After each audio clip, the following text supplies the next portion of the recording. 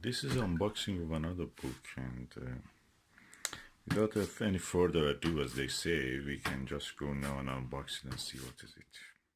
Okay, this is the book now. Let me remove these things and bring the book. It's in this German publisher, along with Cambridge University, are really active in the field of astronomy. So this book is called Interstellarum Deep Sky Atlas Desk Edition. So I have shown you the Deep Sky Guide, and this is the atlas. Corresponding page in this atlas relates to the page in the guide, and you see the star, negative star field images, and the deep sky object, and the drawings on the opposite side, the sketches. Is by Ronald Stoyan, Stefan Schurig. The desk edition is cheaper one. The field edition is the more expensive one. So I got this. This is actually new, and I got it for £50. Usually it is £100 or something like that. Anyway, now let me open the plastic and see. This is the new copy. Okay, this is the Deep Sky Desk Edition. Let's open first page. Again, the charts here, the guides, Deep Sky Object, Interstellarium, 2013-2014. The guide, which is the corresponding book to this, was published in 2018. And the telescopes that you can see the objects is specified, how many of the objects you can see in the 4-inch telescope, in 8-inch telescope, 12-inch telescope, and additional objects that you may be interested to know that you can see. Layout of the map, philosophy, selection of objects, how to use the atlas, sources. And this is the chart, which is the guide for the northern hemisphere, and this is for the circumpolar, north circumpolar constellations. This is for the spring sky. You see the Virgo and the Bootes and the Leo here. And then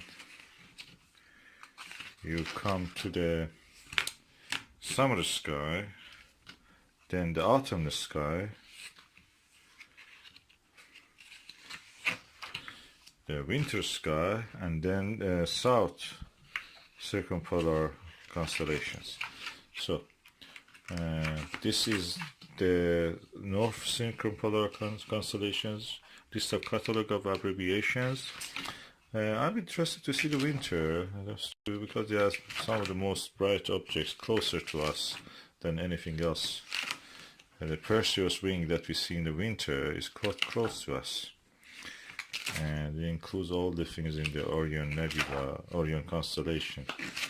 So we are in the Leo yet, in the spring. So, Rosetta Nebula, Orion. Yeah, we are going to the right direction. And let me see.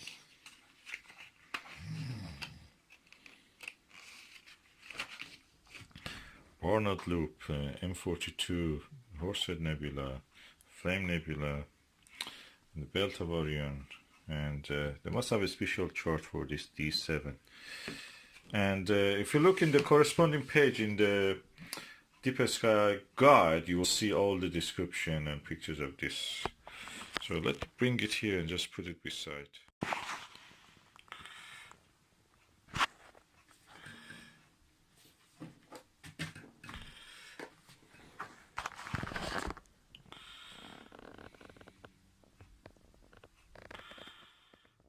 This is the Deep Sky Atlas. It was first published, and Deep Sky Guide illustrates what you can see in this one. So the example of the Orion constellation and what you can see in the surrounding area.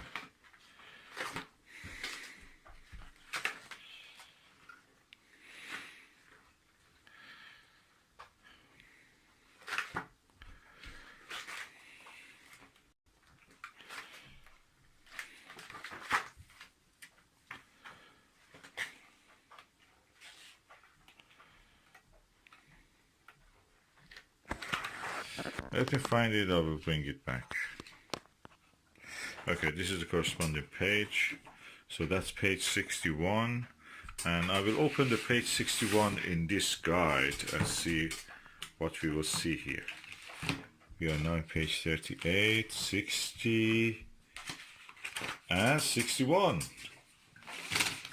So, oh, I love this Springbound books. As you can see here, we have the Orion Nebula, and here we have the Orion Nebula, the sketch of the Orion Nebula, and the central part, trapezium, and other things in the Orion Nebula. So you can see all of that here, and that is. And other wonders in this region is the Horsehead Nebula and the Flame Nebula, Horsehead, Flame Nebula, the Flame Nebula, Horsehead Nebula, and again the corresponding, this is Flame Nebula again, that's the star Zeta Orionis, or the name Al-Nitak, as they say. Horsehead Nebula again with a different telescope, the direction is this way.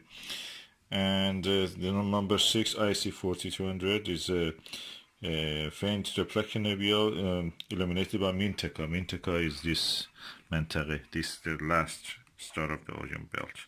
This is Al-Nitar and this is the Mintaka. And yeah, the stars and everything you can see here. That's very interesting.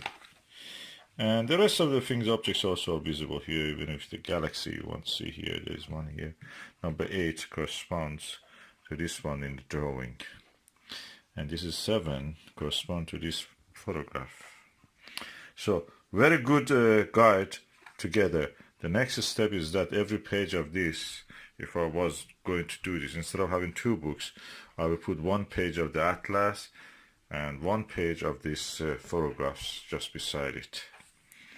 And in the next page, so practically combining these 2 books together. As you saw, there are special maps also, insets inside the box or window or lines, and corresponding page in the atlas you have at the end here, for example, the corresponding thing for the Orion Nebula. So Orion Nebula and the things around it. And yeah, that's nice. You can see this is for the Cygnus cloud, what is around the Cygnus. This is the Virgo cluster north, Virgo cluster south, all the superclusters close to us, and again the NGC 507 group and all the other Fornax cluster, another cluster of the supercluster of galaxies. Again, these are galaxy without G, capital G. These are all clusters of galaxies. Small Magellanic Cloud, that can be used for northern and southern hemisphere. And large Magellanic Clouds here.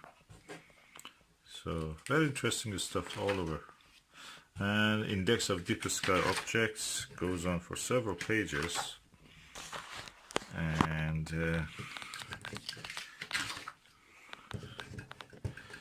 in total, how many pages?